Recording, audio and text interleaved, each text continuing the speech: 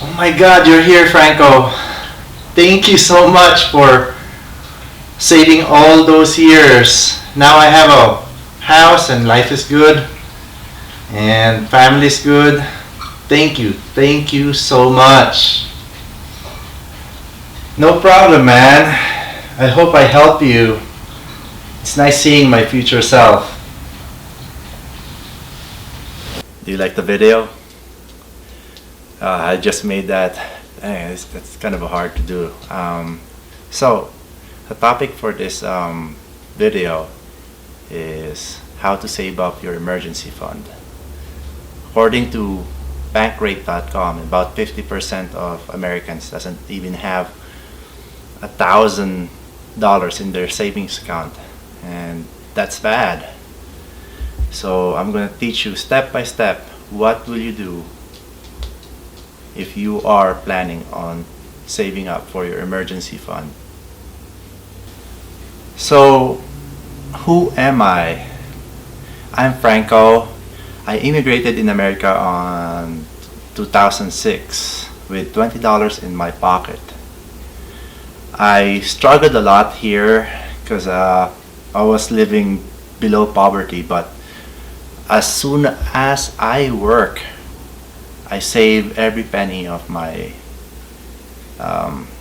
salary, and now life is better than 2006. I had my own house. I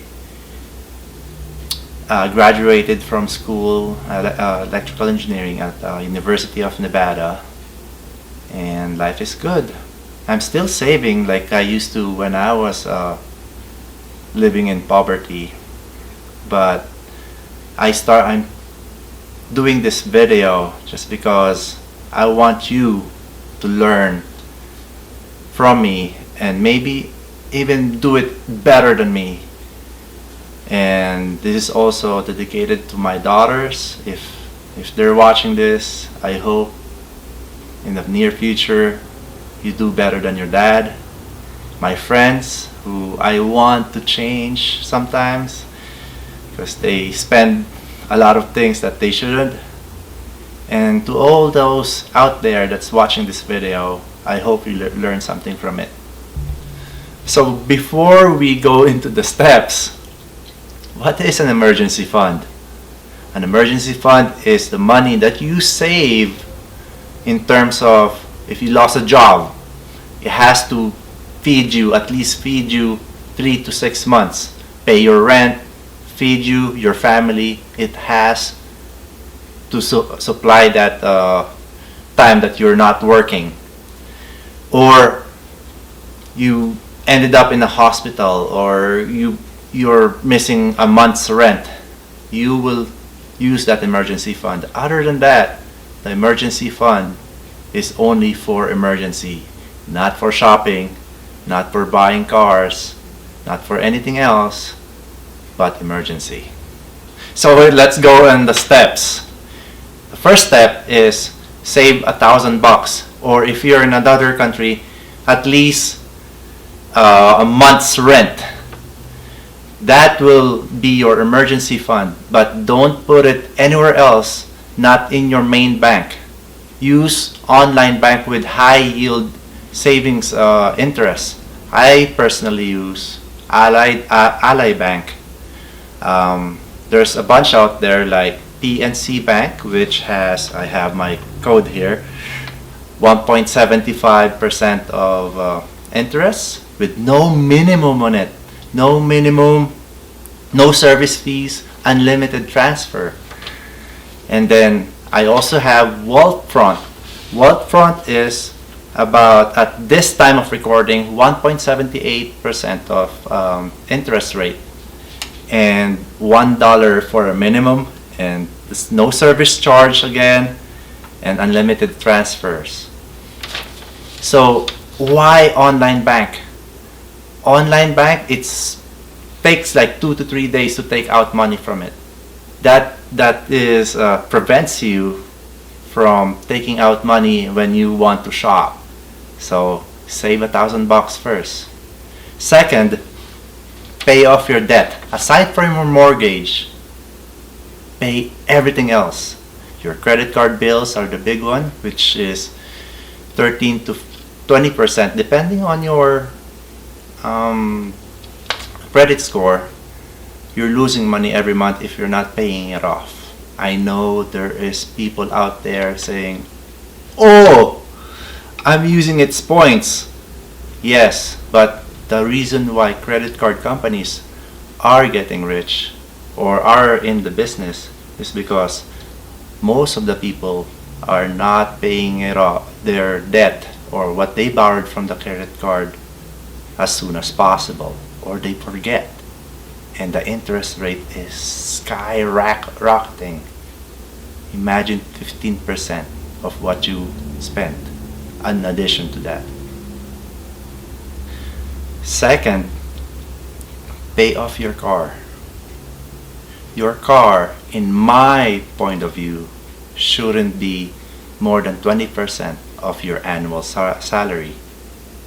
So, for instance, if you're earning the average American earns like $50,000 in a year, your car, the total value of your car shouldn't be more than $10,000.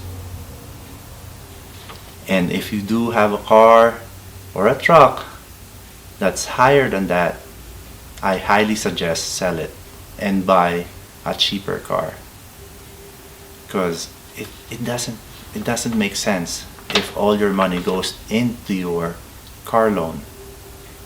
I have a lot of friends who buys trucks and they don't even use the truck bed every day.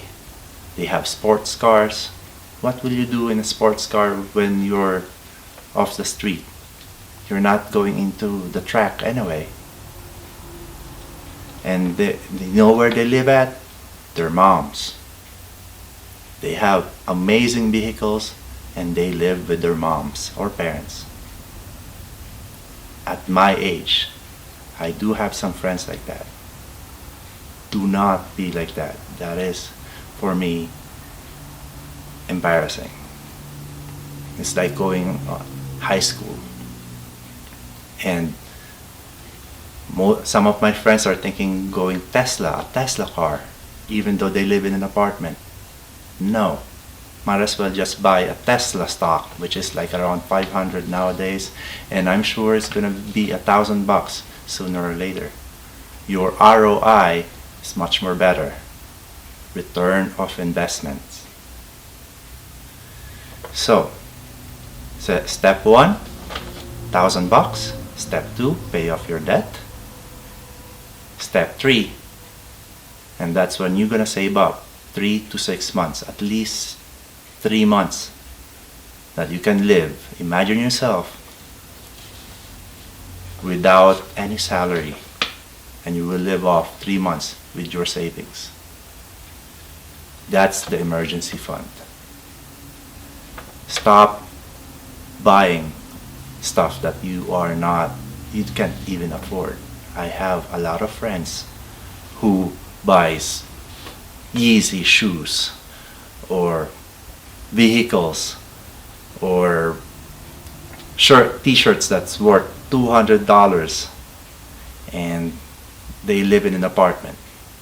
I mean, there is no return of investments in those items.